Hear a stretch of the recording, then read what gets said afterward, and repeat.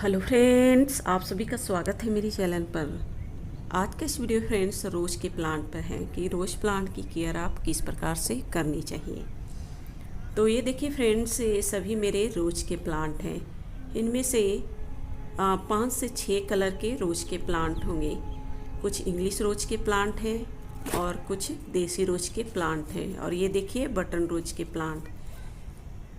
ये सभी रोज़ के प्लांट आप देख सकते हैं कितनी अच्छी तरह से और हेल्दी ग्रोथ कर रहे हैं।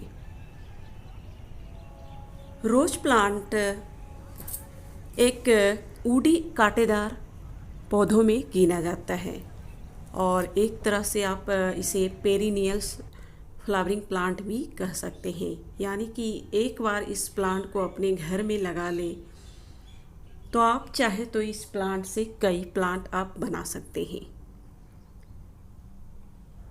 इसके फ्लावर आपको कई कलरों में नर्सरी पर देखने के मिलेंगे। आप चाहे तो वहाँ से ले सकते हैं।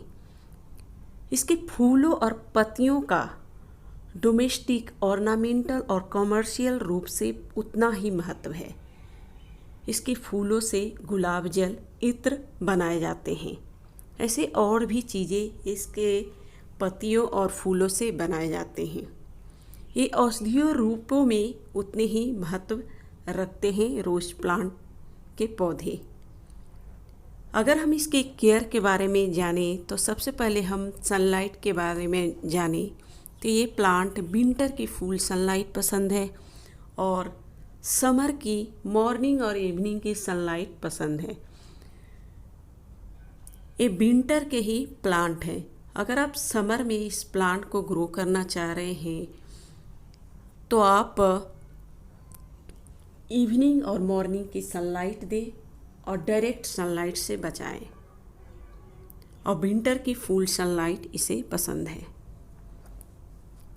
विंटर में किस प्रकार से केयर करनी चाहिए आप चाहे तो मेरे चैनल पर जाकर देख सकते हैं। वो वीडियो मेरे बने हुए हैं। और रेनी सीजन में किस प्रकार से केयर करनी चाहिए वो भी वीडियो मेरे चैनल पर बने हुए हैं। यानी कि इस प्लांट के लिए 6 से 7 आवर की सनलाइट पसंद है। अगर आप इस प्लांट को विंटर की फुल सनलाइट देते हैं तो ये प्लांट अच्छी तरह से ग्रो करते हैं। अब हम इसके सॉइल के बारे में जानें तो ये प्लांट बाली युक्त चिकनी मिट्टी पसंद करते हैं। यानी कि इसकी मिट्टी भी थोड़े से चिकनी युक्त हो, काली मिट्टी आप बोल सकते हैं, और उसमें थोड़े से सैंड की मात्रा भी हो। तो आप क्या कर सकते हैं, 60% के करीब सॉइल लें, 20% के करीब, 20% के करीब सैंड और उसमें 20% के करीब खाद में आप चाहे तो वर्मी कंपोस्ट या फिर गोबर की खाद भी मिक्स कर सकते हैं। और आप चाहे तो उसमें थोड़े से धान की भूसी भी आप ज़रूर मिक्स करें। तो इस प्लांट को आप लगाते हैं तो अच्छी तरह से ग्रो करते हैं। अब हम इसके पॉट के बारे में जानेंगे कि कौन से पॉट इस प्लांट के लिए बेहतर है। जब भी आप रोज प्लांट को किसी भी पॉट में लगाते हैं थोड़े से बिग साइज वाले पॉट हो, 12 से 14 इंच के गमले इस प्लांट के लिए सूटेबल हैं। और मिट्टी का गमला हो तो और भी बेहतर है। तो आप इसे थोड़े से बिग साइज वाले गमले ले इस प्लांट को लगाने के लिए, तो इस प्लांट की ग्रोथ अच्छी तरह से होती है। इसके बाद हम फर्टिलाइज़र की बात करें, कौन सा फर्टिलाइज़र इस प्लांट में डालें जिससे रोज प्लांट की अच्छी तरह से ग्रोथ हो। तो मैं जो इस रोज प्लांट में यूज करती हूँ वो है चाय पत्ती, वर्मी कंपोस्ट, गोबर की खाद। तीनों ही खाद मैं इस प्लांट में ज़्यादातर यूज करती हूँ। आप चाय पत्ती क्या कर सकते हैं, जब घर में चाय बनाते हैं तो उन चाय पत्ती को अच्छी तरह से धोकर आप धूप में सुखा लें। और इस विंटर सीजन में अगर आप वीकली इस चाय पत्ती का यूज़ करते हैं तो आपके प्लांट हेल्दी ग्रोथ करेंगे और इसमें बहुत सारे मात्रा में फूल ही फूल दिखेंगे। तो आप तीनों ही चीज़ें अंतराल पर 15-15 दिन के अंतराल पर यूज कर सकते हैं। एक बात बता दूं फ्रेंड्स, इस प्लांट की अगर ग्रोथ अच्छी तरह से चाहते हैं, आपके प्लांट हेल्दी रहे, तो आप कोशिश करें आप इसमें वाटरिंग का ध्यान दें। वाटरिंग कभी भी धूप निकलने के बाद इसमें ना करें। आप कोशिश करें अर्ली मॉर्निंग में करें या फिर इवनिंग में कर सकते हैं। अगर अर्ली मॉर्निंग में करते हैं तो इवनिंग में आप इसकी सॉइल की गुड़ाई आप ज़रूर करें, जिससे एयर सर्कुलेशन इस प्लांट को मिलते रहे। ये भी इस प्लांट के लिए ज़रूरी है। यानी कि इस प्लांट के सॉइल की गुड़ाई आप रेगुलर करते रहें। आप सप्ताह में भी कर सकते हैं या फिर 15 दिन के अंतराल पर भी कर सकते हैं। अब हम इसके डिजीज के बारे में जाने, कौन से डिजीज इस प्लांट को ख़राब कर सकते हैं।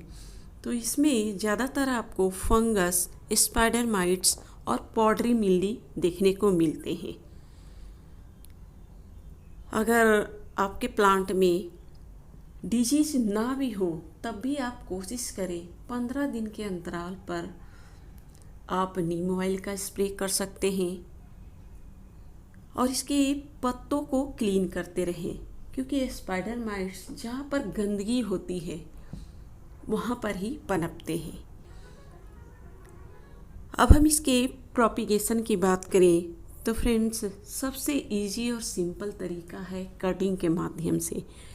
जैसे कि मैं पहले भी बता चुकी हूँ, एक पेरिनियस फ्लावरिंग प्लांट है, यानी कि एक बार अगर आप इस प्लांट को लगा लेते हैं तो आपके घर में दोबारा इस प्लांट को खरीदने की आवश्यकता नहीं पड़ती। आप चाहें तो कटिंग से आप इसे इजीली ग्रो कर सकते हैं। एक प्लांट से कई प्लांट बना सकते हैं। अगर आप विंटर में आप चाह रहे हैं इस प्लांट की ग्रोथ अच्छी तरह से हो, तो आपको करनी क्या है, थोड़े से आप वाटरिंग कम करें। इसकी सॉइल को देखते हुए वाटरिंग करें और इसके सूखे फूलों को आप हटाते रहें इसकी अच्छी ग्रोथ के लिए। और एक इम्पॉर्टेंट टिप्स, इसकी प्रूनिंग आप समय समय पर इसकी प्रूनिंग करते रहें। सॉफ्ट प्रूनिंग आप कर सकते हैं, यानी कि ऊपर के ब्रांच को आप काटते रहें, जिससे आपको ये फ़ायदे होंगे कि आपके प्लांट थोड़े से हेल्दी ग्रोथ करेंगे, उसमें बहुत सारे ब्रांच निकलेंगे और उसमें फ्लावरिंग भी अच्छी तरह से होगी। यानी कि प्रूनिंग इस प्लांट के लिए बहुत ही ज़रूरी है। ये जो प्लांट आप देख रहे हैं, लगभग 1 मंथ पहले मैं सभी प्लांट पर प्रूनिंग की थी और देखिए कितनी अच्छी तरह से 1 से 1.5 मंथ बाद इसमें अच्छी तरह से फ्लावरिंग आ रहे हैं और हेल्दी ग्रोथ हो रही है। तो फ्रेंड्स, अगर आप रोज प्लांट की इन सभी केयर टिप्स को फॉलो करते हैं तो आपके रोज प्लांट में बहुत सारे फूल आएंगे और आपके रोज प्लांट हेल्दी ग्रोथ करेंगे।